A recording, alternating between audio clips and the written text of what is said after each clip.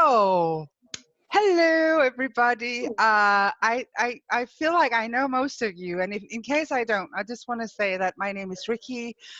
Come from Denmark. Currently sitting in Sweden in my not my pajamas, but almost. And I have been doing supervision and training all day. That's what I do. I'm a psychologist. I do training and supervision in ACT, and that's what makes my heart sing. And then I get to meet all these lovely people around the world. Many of my colleagues are here and friends are here. And one of my favorite people in the world, Miranda. And I was just telling you that I keep falling in love with you for various reasons. But I saw you on a panel with Jill Starter, Janina, and Debbie. Did I miss somebody? Lisa Coyne, of course, Lisa. And the things that you were teaching us at this World Conference, it's just, I was sobbing, and I think I was texting you at the same time. It just went straight to my heart. So I'm so happy that you're here, and I'm so happy that you're here to talk about something that, both you and I think many of the people here have in common, this feeling of not being good enough. So why don't you tell a little bit about who you are so that people get to know you? Oh, I never know what to say about who I am. Do you remember your name? I do not. I was telling Rikke before we started that I'm very nervous, and I'm actually more nervous now that I see so many people. So I feel a little shaky right now, but that's okay. You're among friends. I mean, who else would come to a conversation between the two of us about feeling like an imposter? Yeah.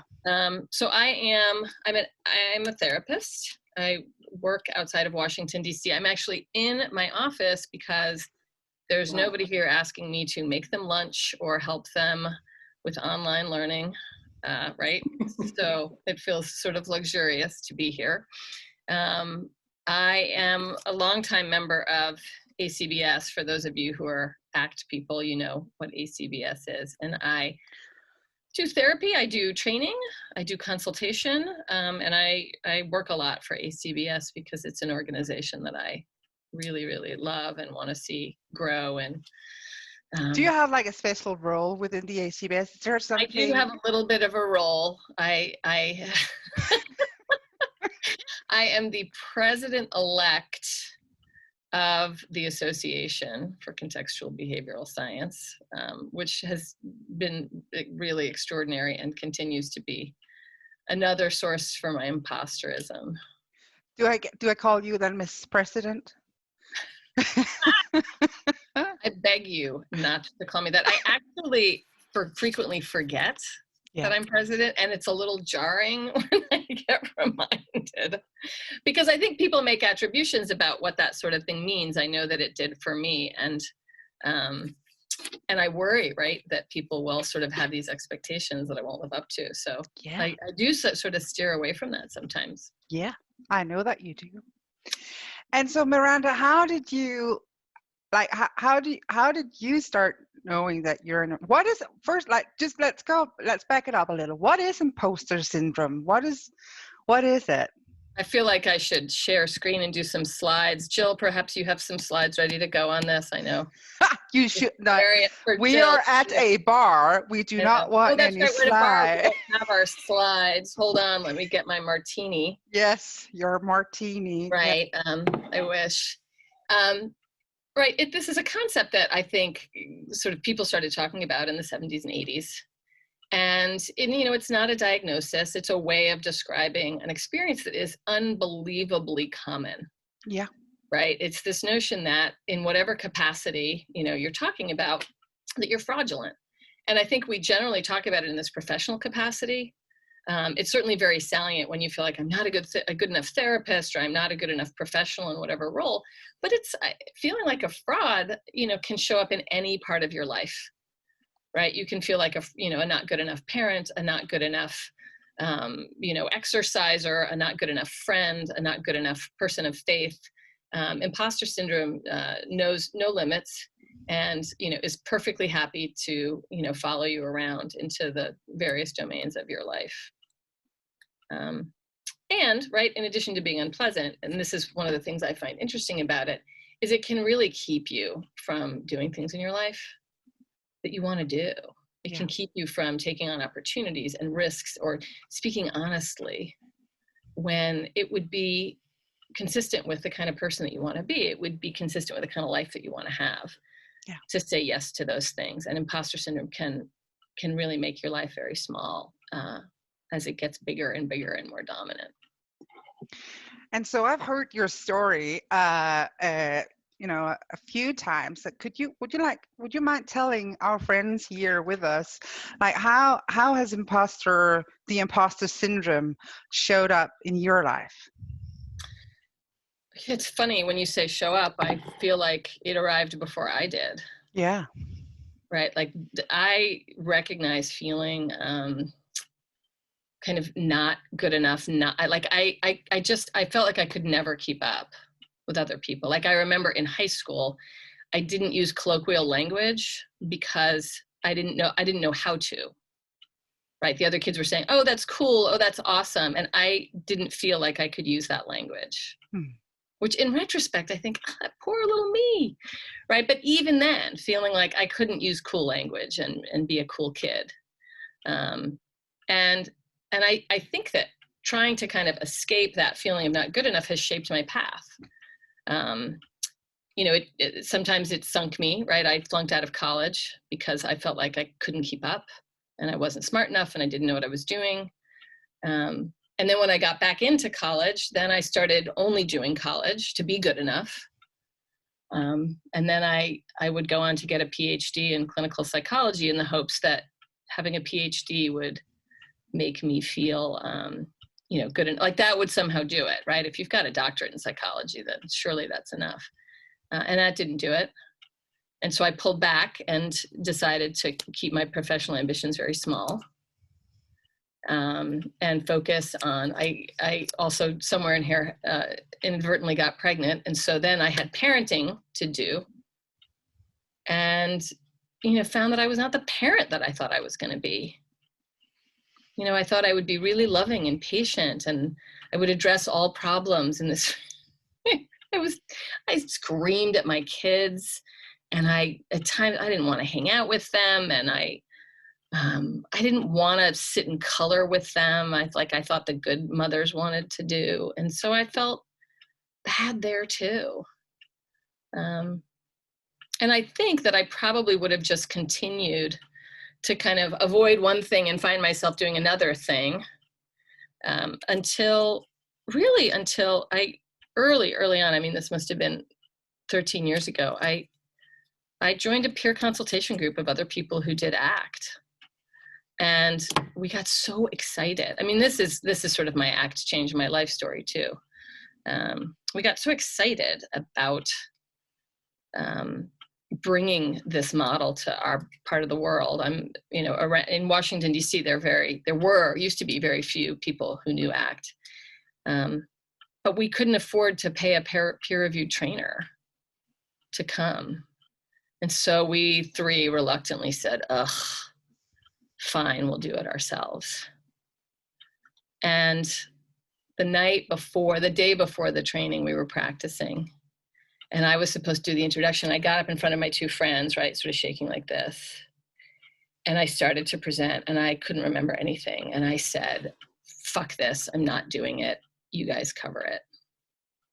And they looked at me and they said, go home, memorize your notes. We'll see you tomorrow morning. I remember that morning thinking I could call them and tell them I was in a car crash, but they probably know I was lying since I tried to get out of this yesterday. Because I didn't want to teach. But getting to meet people, that was fun. Getting better at ACT, that was fun. And then increasingly through that, getting more involved in ACBS, the larger organization, meant that my life would be completely transformed, such that now most of my friends are ACT therapists, which is very funny, right? Here's an organization where you can have colleagues and friends. That's pretty cool. And, I still feel really nervous about all the things that I take on. Yeah. Right. I've got a couple of workshops coming up this year that I'm still thinking I should call and say that I'm sick or got in a car crash. Yeah. So here I am. I wasn't sure I wanted to do this, but I love you. So I said, of course I'll do it. I don't know if you can see it, but like I have like tears in my eyes, and I feel so connected with you, and I'm so proud of you for coming on here and talking about this, because I know that first of all, I can imagine. Well, I know for me this can be so hard to talk about, and also, you know, all these titles that you do have, I can understand why you would fear that there's a lot of expectations on you. Yeah. So I just want to go into gallery view and see with our friends here who's joining us. So if there's any of you who feel like you're an imposter, could you just like raise your hand now into the camera so we can, oh yes. Yeah, we've got some enthusiastic. Is that like extra imposter? We're among frauds, like we're a fellow frauds. Yeah. Wow. So Miranda, like so I know you work, you do a lot of, you know, clinical work and do a lot of training. And so if I came to you for help, I'm like, my imposter is not good enough, and it's like in the line of stupid. Like I haven't read all the books. I have bought all the books. I actually just wrote a book, and it was just released here in Sweden, and I am having a hard time telling people, well, it's out there now, but I'm having a hard time telling people, because once they read it, they will realize I do not know shit. And I've had like some pretty cool people read this book and approve it, and still I'm like, they've missed, like they have not read it. Probably they did, you know. And so I keep getting caught in this story about not knowing enough and being stupid and saying stupid things. And so if I came to you and said, like, this is my story, and I'm guessing that the people all who raise their hand have like either that or similar story, what would your advice be? Well, I mean, I think one of the places I'd want to start is I'd want to learn more about why it matters to you that your book actually, you know, be well written and substantive in terms of content, right? And effective, right? In terms of communicating whatever you want to communicate to your readers, right? Like, tell me what matters to you about, I mean, apparently people think it's good enough, right? So why do you care?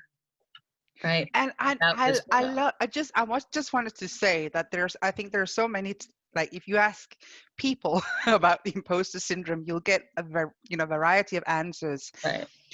I just love that your first question is, tell me what matters to you. I just want to say that. And I think that's something that is so beautiful about ACT, that we care about what matters. Like we care more about where people are going than what they're running from, right? Yeah. And right. And if you were my client, we would spend a lot of time talking about, tell me about wanting to write a good book, and what do you want people to take away from it, and what efforts did you make to kind of, you know, nurture and create this book. And I would do it because, and now I want to ask the group a question, like, how many people here wish that they did not feel like imposters? Yeah, so over half, maybe almost everyone says, I wish I didn't have this. Yeah. Which I get, because it is uniquely powerful in kind of making us feel bad and keeping us from doing things that we would otherwise like to do. And those of us who are ACT therapists know that we can't just get rid of the stuff that we want to get rid of, right? We have to learn how to be with it. And so one of the reasons that I think in terms of, you know, what matters to you and what your values are, is because my hope would be to help you find a way, if you're my client, to make friends with your imposter, right? Or another way that I sometimes frame it is, this is not your enemy. We hate it so much. It's like, are you sure this is not my enemy? This sure feels like my enemy, right? I have enemies who are nicer to me than my imposter is. But when we treat it like the enemy, then we're in a battle with it. as opposed to appreciating, right, the things that make it important to us to be effective, or to be real, or to be competent, or to be kind. Does that make sense? It makes perfect sense. Perfect sense, and it's very moving to listen to you. So if you see me, I suppose I'm getting all, I think that what you're saying is just sweet music to my ears, and the importance of making friends with it. I can imagine many people, including myself in periods, will go, I can't make, there's no way I can make friends with that because it feels horrible, right? And there's something sweet about choosing to have compassion for that part of you as well, right? It sounds hard, but the alternative is worse. Yeah. And I'm looking at the people of their videos on, there's an age range here, but I know when I was young, the alternative to feeling like a fraud was sleeping all day and staying up all night, right? Smoking and avoiding my work. Yeah. Right. I was just out of curiosity, like if people would be willing either to come on here and tell us or put into chat, like what is your imposter keeping you from doing? What is it that we're not, like, I did not write a book and I don't talk about it a lot. Like what does your imposter keep you guys from doing? So either come on or put it in the chat. Yeah, I'd love to read it.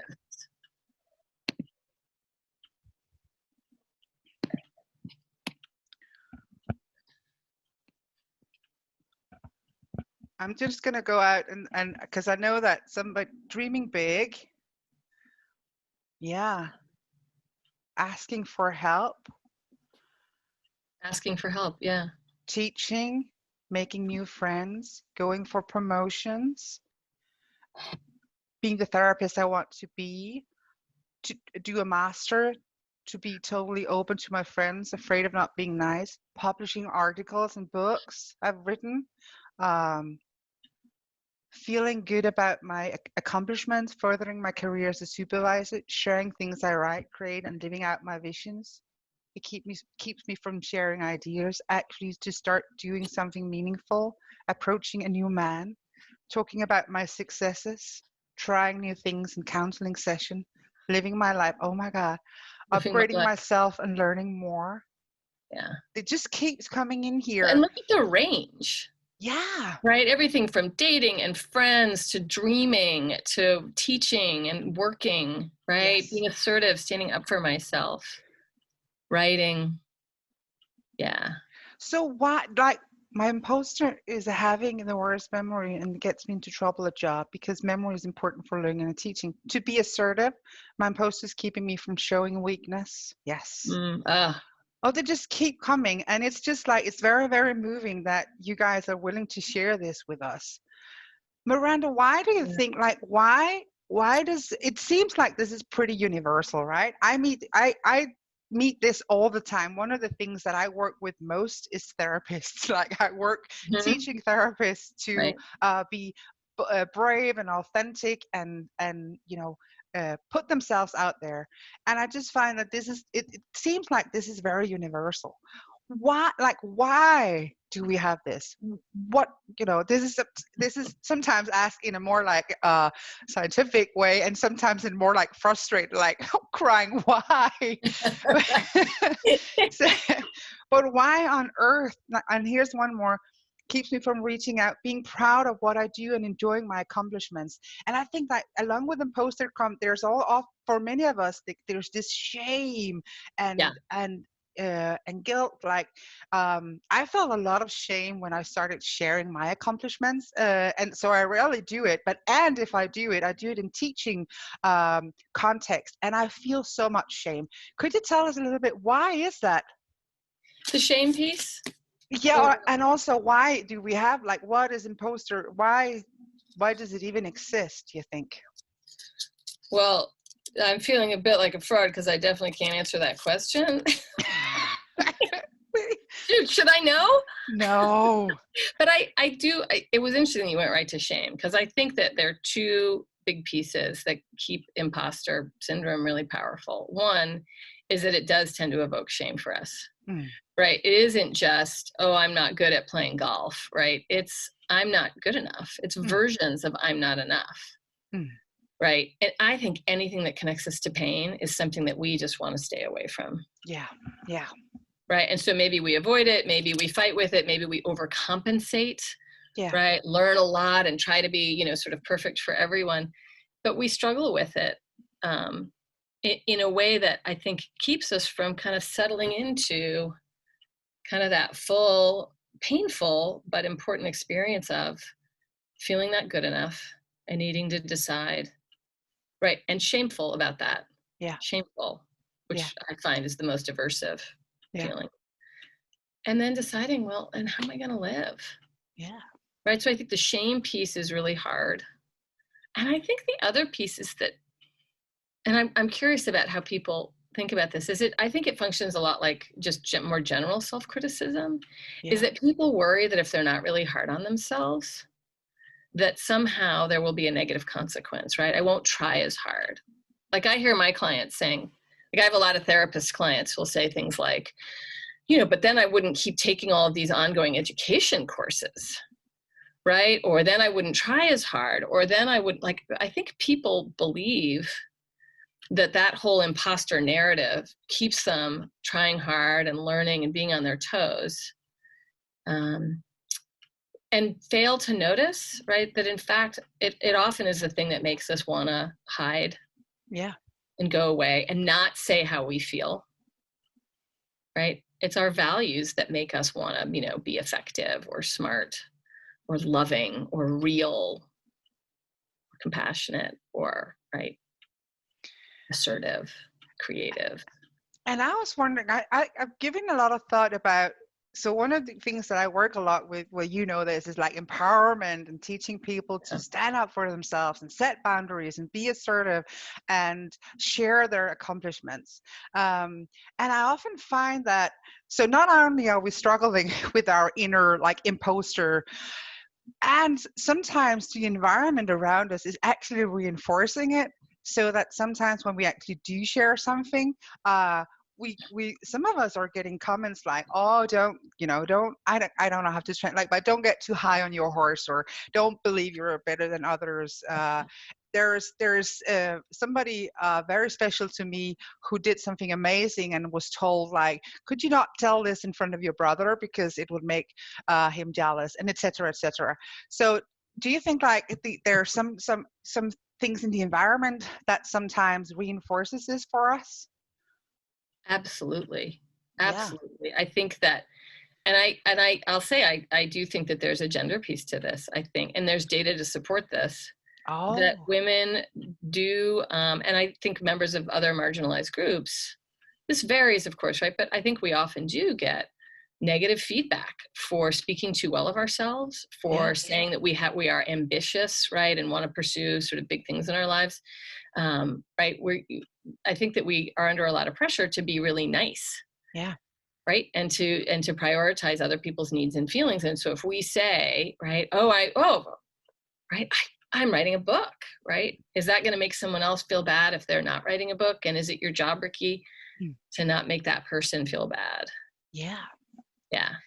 So and I'm so glad you're there is this great big context out here that says, don't think too much of yourself. Don't get cocky. Don't say nice things about yourself. That's not attractive.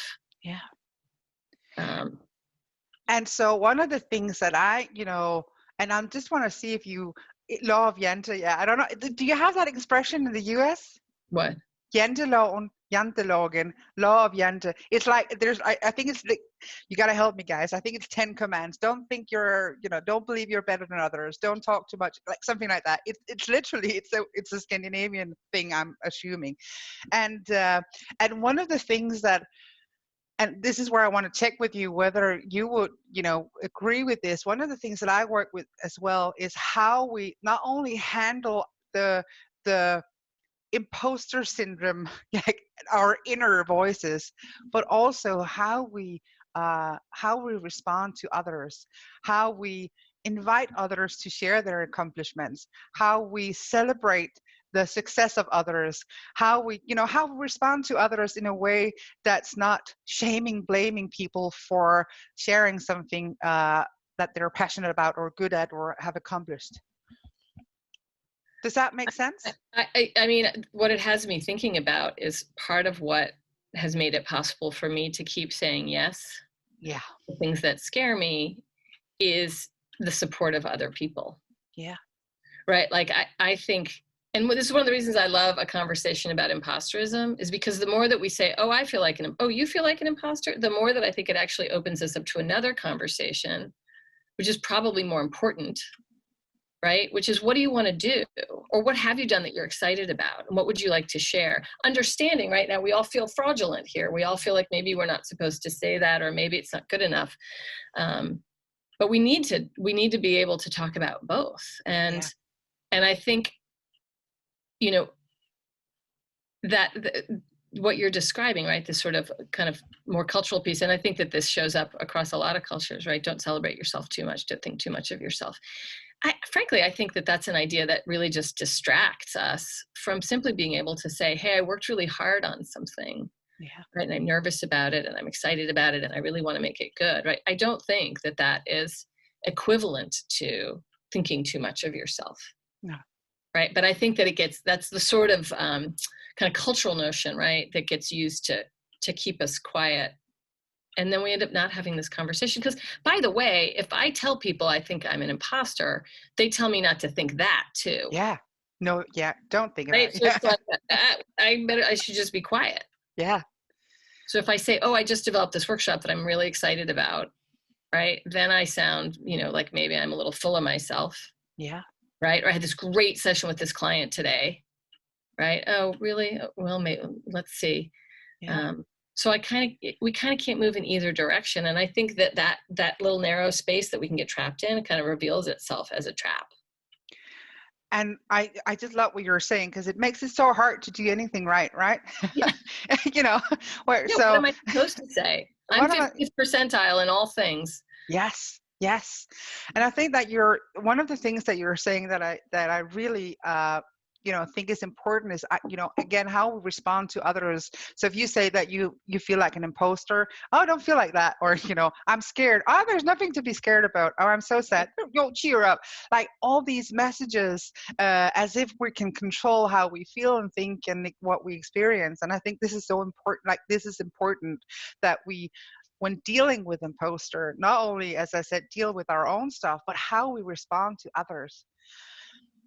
Miranda, just out of curiosity, what would be an accomplishment that you would find difficult to share? Like, no pressure, you are with friends. What would be difficult to share? I mean, are you asking like, what would be difficult for me to have people know? What is something that I've heard? Like, I'm afraid of answering the question wrong. Listen, what like when I ask this question, what comes to mind? Like, what is your first response? Say that you cannot answer this wrongly. Like, maybe the question was a bit like, so I can give an example. I have been having a hard time sharing my book. Like, that's one example. Yeah. There's another example where I donated a lot of money to charity, and I'm finding it so hard to tell people about it, because they're like, I can't. It's hard to even talk about. Those would be examples for me. How about you? What is hard for you to share? Oh, so now I get it. So I developed a workshop on relational frame theory. And I actually I did it with a friend about a year ago, and he and I delivered a full day before the pandemic. And it went over very well, but it was very easy for me to say, well, that was my friend Evan. But I've now been sort of working on it to do it on my own. And a couple times I was supposed to do it and it didn't happen. And now in a couple of weeks, February 23rd to be exact, whoa, I'm going to deliver it for a part of this praxis seminar. And the joke in my house, in my whole family, is everything will be better after February 23rd. Oh, there's a life before. And the There's a life life. after, yeah. This is very much like before and after, because like all I do is comb through it obsessively and then check. I've got Tornike's book and I've got these other books, and I'm constantly checking to make sure, because I'm not an expert in RFT, but I have fun with it in a way that I want to share. And even just talking about it, I can can everyone hear my heart beating? Because I can hear my heart beating. We can't hear it. Well, I'm really scared of it. And I'm really scared of making an ass of myself. But I'm a little without words, right? Like I haven't, I think I did actually put it on my Facebook page, but I prefaced it with something like, I'm terrified, right? So that everyone would understand that I'm really scared, so no one will be mean to me. Yeah. Right. And say, what are you thinking, right? There are people who have depth in this theory and who can speak with precision. And I can't, and I probably will never be able to do that. But I just don't want it to be the boss of me. I love what you're saying. Don't want it to be the boss of me. And can I just say again, I'm so moved that you're sharing this with us. I know this is vulnerable to talk about, and I think that just appreciate the bravery that it took for you to share. So brave and badass. I want to attend. That's the thing. Like Jill Stoddard is here, and I love you, Jill Stoddard. And Jill Stoddard comes to my workshops, and I'm like, I come to her, like, but it's for people who don't know Jill Stoddard, she is an amazing human who has, among other things, written the Be Mighty book, an empowerment book for women. And whenever she comes to my work, she's the most important person in the universe. But I get so nervous because I feel like she should be here and I shouldn't. So it's just interesting how that keeps going on. And there's what somebody has said, like, what if I become friends with my imposter and I turn into a person I don't want to be? I love that question, right? I love that question. Well, think about it, right? Like, has anyone here ever met someone who says, yeah, I'm really good at what I do, right? I'm a very good therapist, right? I mean, I think I would run screaming from that room. Yeah. Right? I mean, I think I'd want to say, wait, don't you have a little bit of like, a little sense of impact? Like maybe you need to learn more. Maybe, there's skills that you're lacking. Like someone completely lacking those kinds of concerns about themselves, I think I would be ill at ease with that person. Yeah. Right. And so, yeah, no one wants to be the person who is like sort of chillingly, free of imposterism. But the good news is it's not going away. Yeah. So don't worry. It won't go away. And also, if I could add, you, like, regardless of how much imposter, how close it is breathing down your neck, I think that there's a wisdom in knowing that in every moment I can choose I can choose how I behave in this world, like imposter or not. I can always choose kindness. I can always choose compassion. I can always choose connection. So that your guide, that you're choosing to have your values guide your behavioral repertoire and not the imposter. Right. Like, Yeah. How did you decide to write your book? How did you do? I actually had somebody come up and say, it's a publisher, and she said, you should write a book. And I said, I can't, I'm not smart enough. And she said, well, it doesn't have to be a smart book. And I was like, I don't have the time. And she said, I will wait. And then I said, like, there's no way I can write something that sounds academic because I'll be swearing and all of that. And she said, that is exactly what we want. So I'm very fortunate to have a publishing company who waited forever and who allowed me to write a book, an ACT book that has like 3 or 4 times, I'm sorry, folks, fuck in it.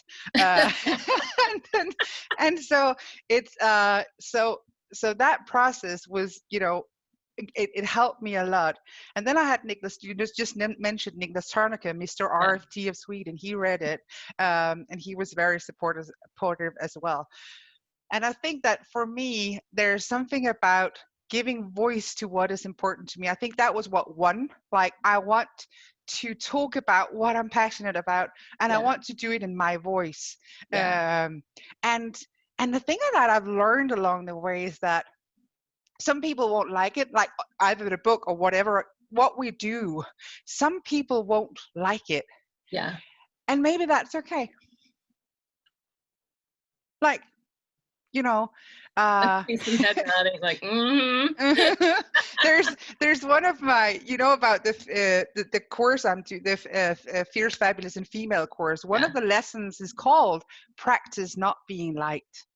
And so I think that if we're chasing that we have to be liked, we can sometimes miss out on stuff, right? Right, and it's hard to not chase, particularly when it feels like the stakes are high and you don't really understand how bad the consequences will be. I've worked very hard in my life to avoid being disliked. Yeah. And the problem is that the more that you're out in the world, the greater the likelihood. Yeah. That people won't like you, or that they will have some critical feedback for you. Yeah. And I still don't like it. I think I need to double down on that unit, is get good at not being liked. Yeah, exactly. I mean, you know, again, like one of the people who was nodding her head right there was Jill, who's one of my best cheerleaders. Yes. Is being connected to other people is one of the ways to manage other people not liking you. Yes. I really think that the greatest thing I have discovered, because one of the things that feeling fraudulent kind of did to me all the way into my early 40s was it left me very isolated from other people. Yeah. I just did not know how to, I was afraid to cultivate friendships. I didn't want to be a bore. I didn't want to alienate people. And so I just ended up alone a lot. Yeah. And figuring out into my 40s and now into my 50s, how to be friends with people and how to ask for support. Yes. And receive it. Yeah. It's good if you can let it in too.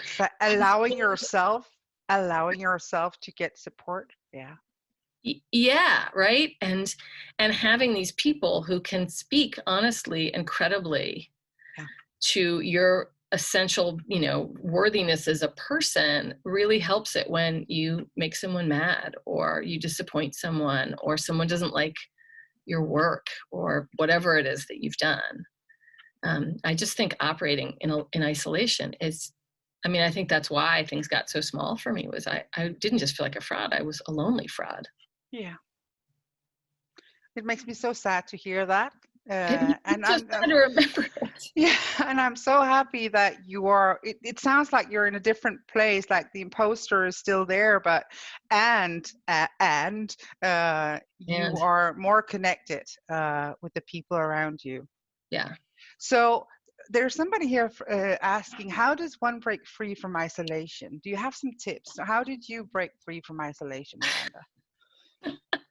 I love that question.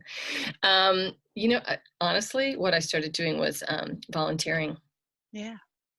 Because when you're a volunteer, and I don't know if this is true, I made this up. I think it's true though. It's true for you. When you're a volunteer, then it's okay to talk to people without them thinking that you're weird. Oh, yeah. Right?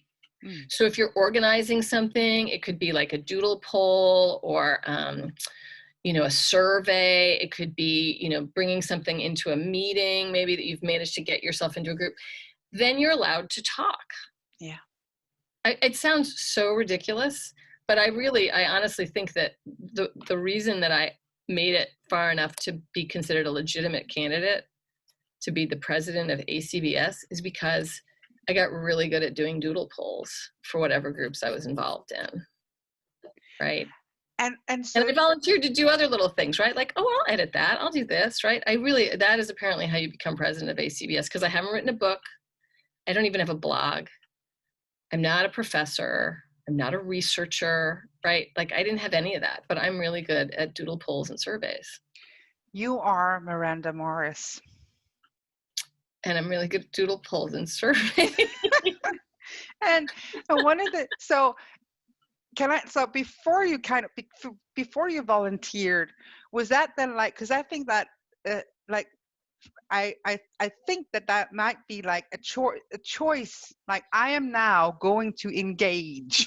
Like, there's like, regardless of it's volunteering in something, but like choosing to get out there. Yeah. You mean like what happens before the action or the behavior? Yeah, and so it's because I think like sometimes it probably won't happen here, but sometimes if you then said you got out of it from volunteering, and then people might think, oh, volunteering is the thing, and I still feel lonely. And I think there's part of the choosing to connect, regardless of in which context it is, but choosing to put yourself out there at the risk of being rejected, right? I think that you're right. Volunteering is sort of it's a way, it's a context. But there was something before that, right? This decision to connect. And before the decision to connect was this increasing awareness that when things went wrong for me, and they were really going wrong for me, that there was no one I could call. Yeah. Like no one. Yeah. And you know, when you've been in your work, at the time I was doing my dissertation, so I was really in my work, you don't realize that. You can not notice that you're alone. No. And when things got really hard, and I needed people, I was ashamed. Yeah. Right. And people thought, you know, I was in a program and I knew people, right? I wasn't living in a cave, but there was no one who I felt that I could say, I need you to come over and sit with me while I, you know, deal with this hard stuff I'm going through. There was no one. And I think it just got too painful over years. And I just didn't want to grow old that way. It makes me want to ask you, Miranda, how does one ask for help? Like, how does one do that? I think so many of us are it's like a muscle. It's probably there somewhere, but we never use it. So it kind of feels like it's hidden. Asking for help, asking for support. How does that, like, what would you say? I think that it's helpful to kind of look at what's keeping you from asking for help, right? Like, I think we think everyone else is okay. And especially those of you here who are therapists, like, if we get nothing out of this work that we do, how about this? Everyone is not okay. And then we forget, because we're also just people in our lives. And I think that, so we have thoughts like, oh, you know, they're too busy, or they don't really like me. You know, she's got a lot of friends. She doesn't want to be friends with me. She'll think I'm weird. It's like all of that will get in your way. And I think it's helpful if you can sort of hold on to the possibility, right, that maybe other people need other people too. Yeah. Maybe other people are also scared. I mean, it's tough, right? It's easy to sort of, you know, have that you can get talked out of it. But if you're willing to take small risks, right? Small risks, you might start to find that other people also need connection, are also in pain, also feel unsure of themselves, right? And that they might even like it if you asked for help. Yeah. Right? Like, think about it. If you've got someone who reaches out to you in a way, I almost want a show of hands here. Who likes it when other people lean on them and reach out to them and ask them for help? Like, I love it. I'm so great. It's like an honor. Yeah. But if I'm asking for help, then I think it's a burden. Yes. It's like all these crazy mind games. Yeah. But most of us like it, and maybe other people are like that too. Yeah. But I think it's a bit of a leap of faith, because it could also go wrong. Someone could also say, oh, sorry, I don't really have time. Yeah. So taking small risks, that really resonates with me. And I think this is profound, asking for help and allowing yourself to receive it as well, right? Receiving it. Somebody asked here there's so many beautiful comments. Thank you for everybody who's commenting here. Somebody's asking, so I know that not everybody here are therapists, and that is okay.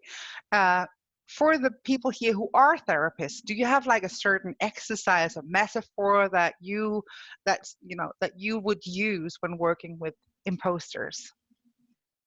Yeah, I do actually. Do we have time? Yes. Okay, so I gotta get something for this. Yes. Let's really all say skål. Cheers.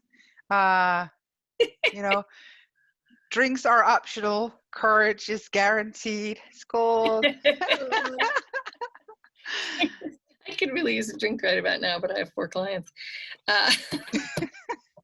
And it's only 1 in the afternoon. We kind of touched on this before.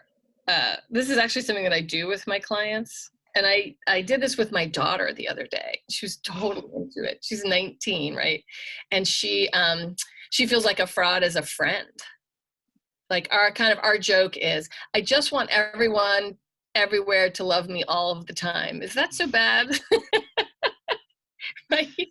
But she's not always number one with her friends, and she has this fairly persistent worry, right, that she's not a good enough friend. And so I guess I could kind of do this with you guys. I do this in workshops sometimes, but I also do this with clients, probably more with clients actually. So what I like to do is to invite you to maybe think about a particular imposter thought. Right? It might be, I'm not authentic, or I'm not really smart enough, or my knowledge doesn't really run deep, or I don't take good enough care of myself. And I mean, it almost doesn't matter. Like something that something that your imposter says that you really would like to get rid of. Right? So for me, I think I'm going to say that because of what I shared before, like, I don't know RFT well enough. For those of you who don't know what RFT is, just take my word for it. It's really hard. I don't know RFT well enough to teach it, right? So you could take a piece of paper or a sticky note. I keep cards in my office to simplify it, right? Right. This is the thought I would like to get rid of sometimes, because it makes me avoid the work that I'm trying to do, and it makes me feel kind of sweaty and disgusting when I'm like reading someone else's book and I'm realizing, oh, I didn't know that, I'm so stupid. And to kind of sit with that thought, right? Like, this is a thought that maybe you've battled with a lot, that you really want to get rid of. And think about why it's painful for you, right? And this is for the other side of the card, right? Like, why do I care if I don't know RFT well enough to teach it? I mean, this is a funny little one here, but like, I'm looking at the chat, like, you guys are mostly therapists. Why do I care? What's important to me that it makes this thought painful? Best guess. What do I care about? What are my values?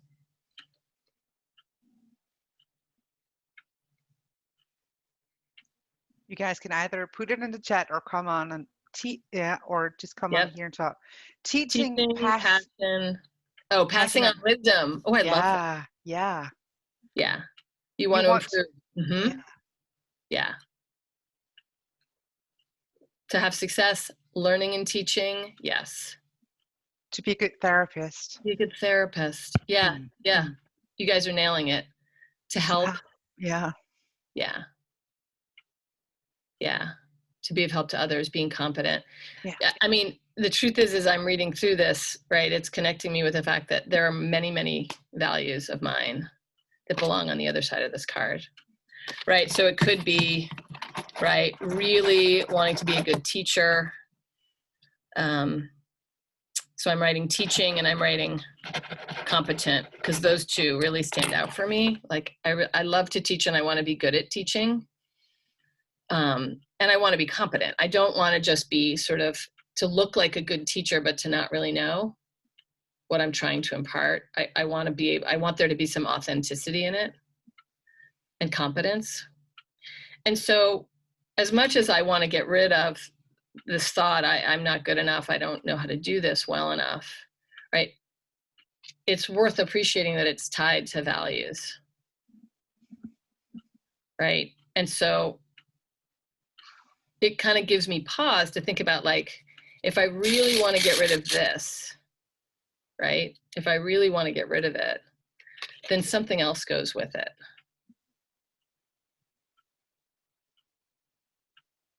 Right? And I don't want to get rid of this. I care about being a good teacher. I care about being competent. I care about being effective. I care about learning. I care about, like, these other things and I don't want to get rid of that stuff. And so I think that means that I have to hold on to this. Yeah. There's a lot of cheering from the chat right now. People are loving this. I would encourage all of you to really think about, like, what that is for you. Yeah. Because it's this relationship between what I care about and what scares the shit out of me that makes it possible to do, things that are hard. Yeah. That makes it possible for me to say yes to challenges, because otherwise it just wouldn't be worth it. Like, I lose too much sleep.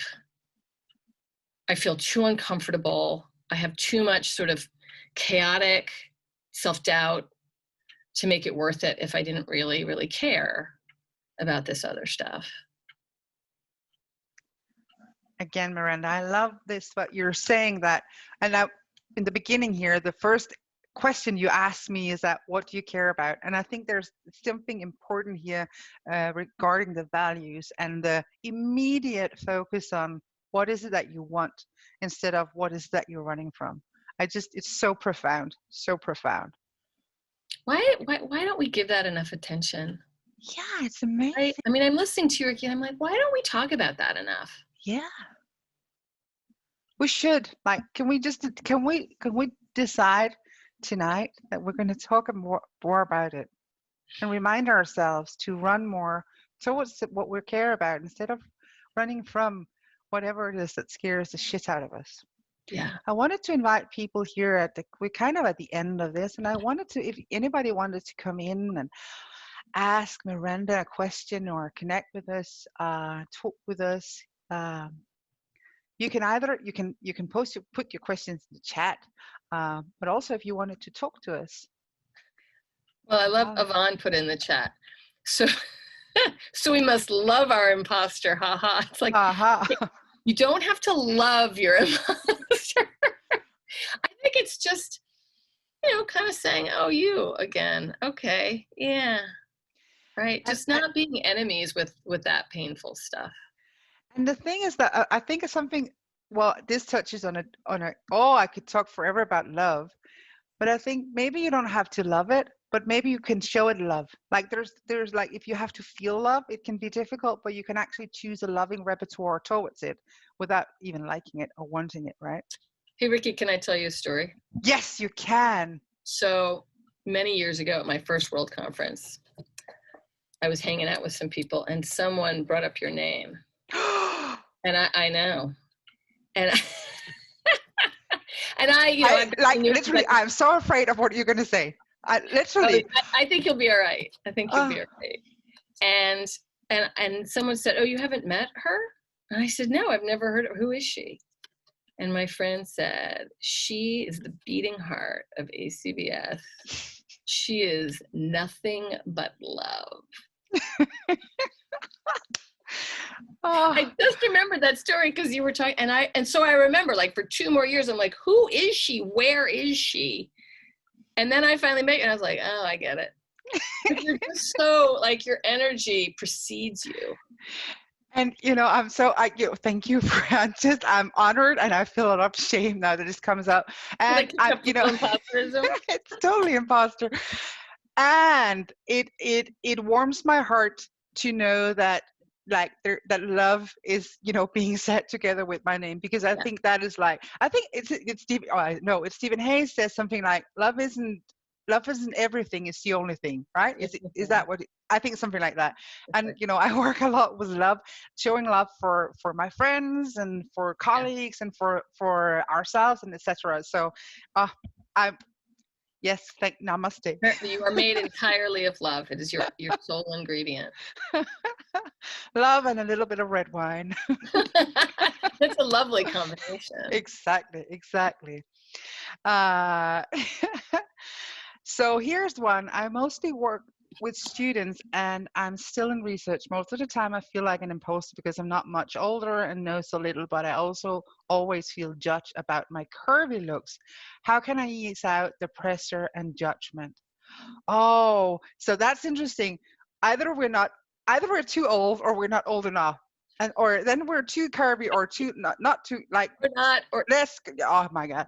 There's yeah. just not getting it right. How can I ease out the pressure and judgment? That's a good one. I'd be interested in what other people think on this. I mean, my first thought is, I think it's really important to talk about this, right? That's why I was so happy when Jill put that panel together at Worldcon, which was, by the way, Jill, my favorite thing ever at any conference to do, because we don't talk about this enough, right? But again, we get punished for that. No, you're so smart. No, you're accomplished. No, right? Like people are constantly saying, you shouldn't feel the way you feel. And I think the more that we have people around us with whom we can share this, the less it's able to kind of dominate us, right? If we sort of understand, oh, everyone has an imposter, right? Then it's not quite so impactful, right? Oh, you feel like a fraud? I feel like a fraud. Perfect. What should we do next? Like we have to normalize it, and I think we have to get even if it's shamey, I think we have to kind of bring it out into the light if we don't want to be dominated by it. Yeah. And, you know, to quote myself, show it some love. Like if you are curvy or if you're not curvy or if you're young or if you're old or if you, whatever, I'm going to swear now, whatever the fuck you are, maybe you could send that some, it's evening here and we're allowed to swear in Scandinavia, but show that some love. And, you know, and even the part of you that is telling you that you are too this or too that or too little or whatever it is, right. Showing love for that part of you as well. Because your imposter is part of you, right? Right. Yeah. Oh, that's the part of me that's worried that people will judge me. That's the part of me that worries that I won't be okay. I won't be safe. I won't be good enough. Okay. Yeah. Let's see. Is imposter syndrome an act? Also, I want to be mindful of time because I promised people to close this at 8. Part of perfectionism, consider 2 beliefs. I need to be a total expert or know it all perfectly to talk about X, or I'm an imposter. Here's an issue or topic I think about that I want to share about and learn more about. Oh, I love that reframing. Isn't it? Yeah. So saying that here's something I'm passionate about and I want to talk about it and I'm scared as I talk about it. Yeah. What if you, there's a comment here that I don't understand the question. When to be an imposter become a problem? Oh, okay. Do you understand that question? There are a couple of questions here. I didn't want to skip over Yakov's entirely, right? I do think there's a perfectionism piece, though not always, right? It depends on where you feel fraudulent. Yeah. Sometimes being perfect, right? But I think particularly like in academics and work, you can see a lot of perfectionism. Although, I don't know, maybe that's sort of across the board, sort of having these unrealistic expectations of what you should bring. And Mohammed, I want to understand your question, but I feel like I'm missing a word. Right? Yeah. When to be an imposter becomes a problem. I mean, I guess that my thought is, well, when it gets in your way. Yeah. Right? When it keeps you from things, if I'm reading it right. Yeah. Right. Oh, right. And Jill adds, right? Valerie Young says there are 5 subtypes of imposter, and the perfectionist is one of them. Right? Exactly. You can have your own special type of imposter. Although, as I recall, you can have more than one subtype if you really want. If you really want.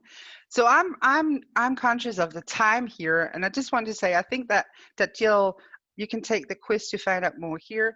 Make sure you see that there's I was just about to say that I think Jill is either it's done or she's developing a course on imposter syndrome that, you know, we all want to join. Yes, Jill started. So make sure to press the link there in the chat. And so we're about to close this. I just wanted to say that you all have my email. Otherwise, you wouldn't be here, guys, if you didn't get an email from me. Right. If you want to send some love for Miranda, truly appreciate if you send an email, and I'll forward it to Miranda so that she feels the love even after this little chat. So Miranda, hang on a little while with me here. We're gonna close the bar. Thank you, badass women. Thank you, Jill. Thank you, everybody. So we wanted to say that thank you so much for coming for this, and I hope you get a feel of we wanted to give you guys an informal chat. Hopefully it was you got some learning, and you also felt we wanted to create a space where it's kind of safe and informal one, where we're just chatting about something that we're passionate about.